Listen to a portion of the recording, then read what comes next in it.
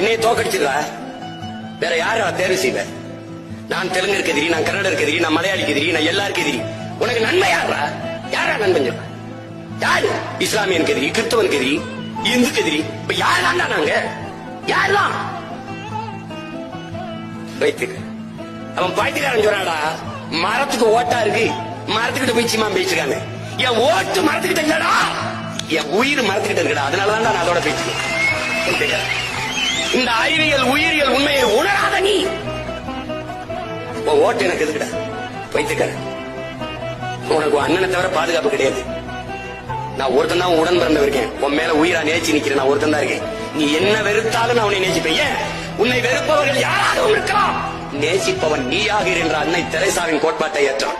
அதனால நான் இருக்கிறேன்.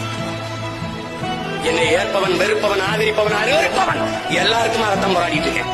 சீமான் ஓய என்று கத்துகிறவனும் வாழ்க என்று போராடுகிற மகன் பிரபாகரன் மகன் நான் தான் இருக்கேன்.